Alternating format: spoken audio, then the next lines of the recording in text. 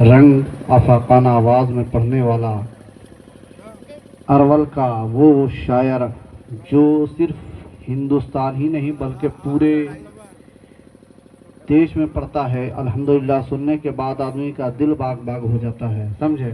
ایسے شاعر کو سننے کے لیے باکس بھی بڑھیا ہونا چاہیے، سمجھے؟ شیر گھاٹی میں تو کئی باکس اڑ چکا ہے کہ ان کی صحت کو دیکھ کر کے، سمجھے؟ ہاں، اسی لیے جب شاعر بڑھیا ہو تو باکس بھی بڑھیا بجنا چاہیے۔ 4 مصرے پڑھتا ہوں، ملاحظہ فرمائیں۔ رات 27ویں شب کے حوالے سے شاعر کہتا ہے، انبیاء میں حبیب خدا کون ہے؟ اب نا پتہ چل رہا ہے کہ تھوڑا سا مائک آپریٹر صحیح ہے، ہاں ابھی ٹھیک ہے، ہاں کہیں کہیں پہ گڑبڑا جاتے ہیں، چلیے کوئی بات نہیں ہے۔ اور ایڈ جوٹ بھی حسابے سے کیجیے گا، ورنہ وہ والا شعر ہم کو یاد ہے، تسلی ہو تو جاتی ہے مگر الجھن نہیں جاتی، نظر بو جہلے آ جائے تو دھڑکن نہیں جاتی، انہیں تم لاکھ سمجھاؤ مگر ہرگز نہ جانیں گے کہ رسی جل تو جاتی ہے مگر ایٹھن نہیں جاتی۔ زیادہ ایڈ جوٹ نہیں کرنا ہے بھائی، بس حساب سے بجانا ہے۔ اور آنے والا شاعر بہت قیمتی شاعر ہے، اس سے پہلے 10 منٹ کا خطاب پلامو جھارکھنڈ سے آنے والا ایک بہترین خطیب، جن کا خطاب بلکہ یوں سمجھ لیجئے کہ جتنا اسپیڈ میں راجدھانی ایکسپریس نہیں چلتی ہے، اس سے کہیں اسپیڈ میں ان کا خطاب ہوتا ہے، سمجھیں؟ ہاں انشاءاللہ بہت اچھا خطاب ہوگا، بس دل جمعی کے ساتھ بیٹھیں۔ اور اس کے بعد ایک اور خطاب جو ہندوستان لیول پر بہترین خطاب ہونے والا ہے، آپ تمامی حضرات سنیں گے تو آپ کا دل باغ باغ ہو جائے گا۔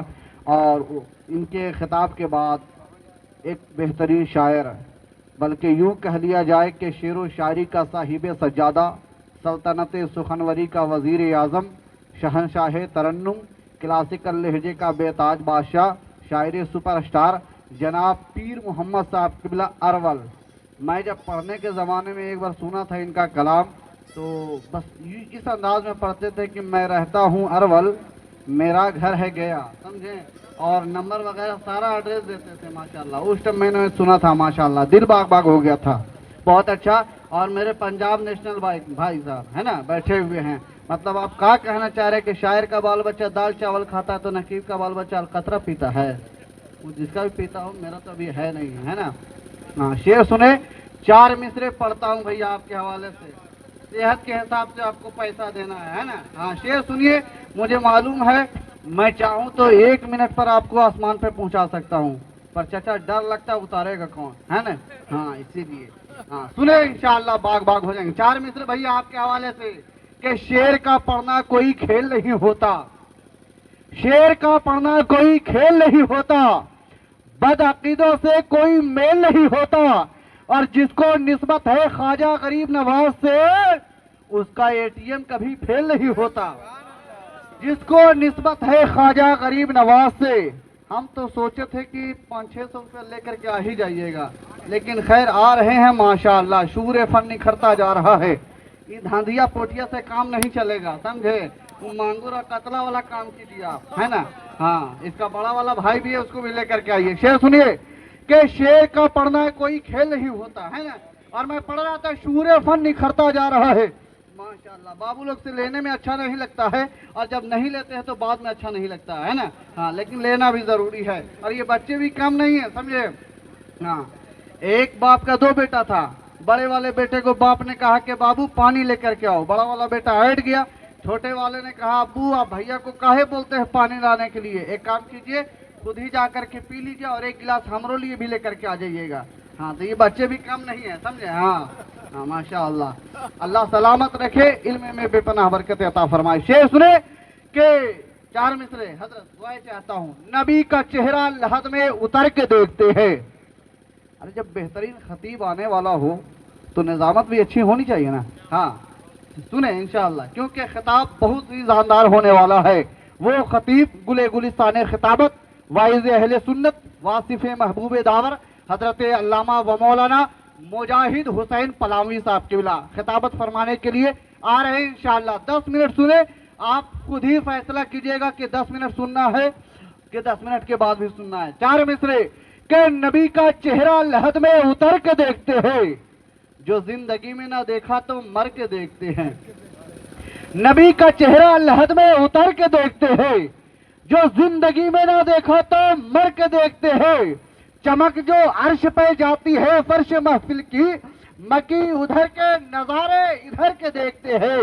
اور کرم نبی کا برستا ہے جب زمینوں پر، ہوا کے دوش پہ بادل ٹھہر کے دیکھتے ہیں، ہوا کے دوش پہ بادل ٹھہر کے دیکھتے ہیں۔ میرے بھیا نواز رہے، شعور فن نکھرتا جا رہا ہے، میرا مقدس سنورتا جا رہا ہے، ادھر میں شعر پڑھتا جا رہا ہوں، ادھر میرا پیکٹ بھی بھرتا جا رہا ہے نا؟ ہاں ماشاءاللہ۔ استقبال کرے، وقت کی قلت دامنگیر ہے، آنے والا خطیب بہت قیمتی خطیب ہے، استقبال کرے۔ نعرہ تکبیر! او بھیا موبائل والے بھیا ہاتھ اٹھا کر کے نعرہ لگائیے، ہاں ہاتھ اٹھا کر کے۔ نیٹ نے ہر کام سے آزاد کر کے رکھ دیا، ایک نئے سردرد کا ایجاد کر کے رکھ دیا۔ فیس بک اور واٹس ایپ آج کے اس دور میں نوجوانوں کو میرے برباد کر کے رکھ دیا ہے نا؟ ہاں بہرحال، لیکن استقبال ہونا چاہیے آنے والے خطیب کا۔ دیکھیے بڑے شاعر ہو تو بڑا نوٹ سے نوازا جاتا ہے، لیکن کیا کیجیے گا، شادی ہو گئی ہے تو پھر تو ڈھیلا ڈھالا معاملہ ہو ہی جاتا ہے نا؟ لیکن خیر بہرحال، شادی ہونے کے بعد تو اللہ تبارک و تعالیٰ اور برکتیں عطا فرما دیتا ہے، اس میں کوئی شک نہیں ہے نا؟ ہاں یہ تو کہیے کہ ایک میاں بیوی میں جھگڑا ہوا تو بیوی شوہر سے کہتی ہے ہم آپ سے ڈرتے ہیں، کہا تو شوہر کہتا ہے ہم آپ سے ڈرتے ہیں، تو کہا ڈر بھی کرتے، کہا وہ کیسے؟ کہا یہ بتائیے کہ ہم کو دیکھنے کے لیے آئے تھے تو ایک آدمی آئے تھے، کہا 50 آدمی، کہا برات لے کر کے، کہا 150 آدمی۔ بیوی جانتے ہیں کہا کہتی ہم کو دیکھیے ہم اکیلے چلی آئی۔ ایک شاعر کہتا ہے کہ محبت میں تو ہر بیوی غزل کا شعر لگتی ہے، اگر خفا ہو جائے تو بارود کا ایک ڈھیر لگتی ہے، مگر شوہر کو غصہ اس لیے نہیں آتا، بڑا برتن گرم ہونے میں تھوڑی دیر لگتی ہے نا؟ ہاں 4 مصرے سنے اور آنے والے شاعر کا استقبال کرے، اور اس انداز میں کرے، کسی اور کی محبت میں نہیں، کسی کے باپ کی محبت میں نہیں، بلکہ رسول پاک کی محبت میں بولے، کیونکہ حشر کے میدان میں ذرہ ذرہ گواہی دے گا، آپ کی یہ زبان گواہی دے گی کہ مولا یہ کسی اور کے نام پر نہیں بلکہ رسول پاک کے نام پر بول رہا تھا۔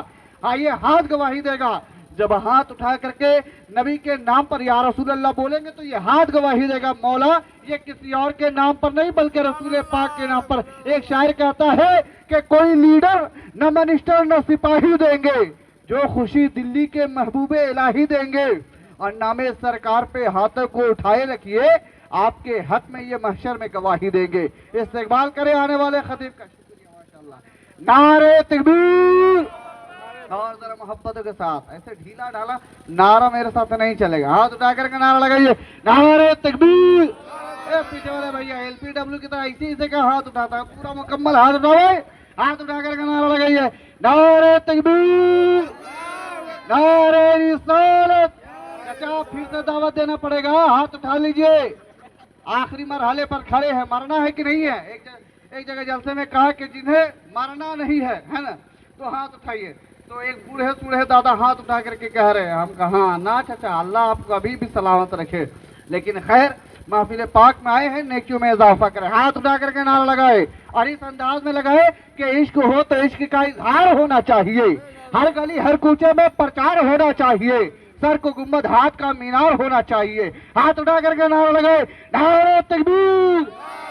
ارے خواجہ غریب نواز کے ہندوستان میں رہتے پھر بھی ڈر رہے بھائی، ہاتھ اٹھائیے۔ تو سروے چل رہا تھا ہر جگہ پہ، سروے، کبھی کھیت کھریان کا سروے، کبھی مسجد کا سروے، بات چلی خواجہ غریب نواز کی بارگاہ میں تو ایک شاعر کہتا ہے کہ ہوشیار خبردار یہ جرت نہیں کرنا، سلطان سے ٹکرانے کی ہمت نہیں کرنا، زندہ ہے ابھی عظمت خواجہ کے نگہباں، اجمیر میں سروے کی حماقت نہیں کرنا، اجمیر میں سروے کی حماقت نہیں کرنا۔ اور شاعر کہتا ہے، علامہ شاہ زلفی کہتے ہیں، ہندوستان کے بہت بڑے نقیب کہتے ہیں کہ سروے کا حکم لیجئے واپس جناب جج، ورنہ یہ ملک جائے گا اندھیر کی طرف، اڑ جائیں گی تمہاری حکومت کی دھجیاں، ترچھی نظر جو ڈالو گے اجمیر کی طرف۔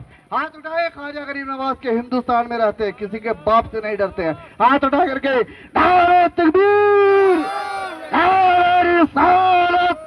نعرہ رسالت! خواجہ کا ہندوستان، ہندوستان کا سنی مسلمان، نعرہ تکبیر! نعرہ رسالت!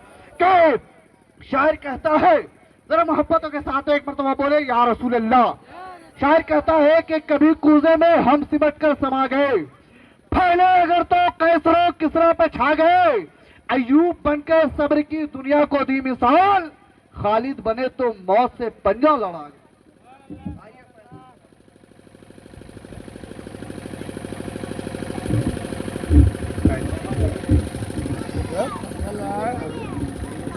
میں آئیے ہوں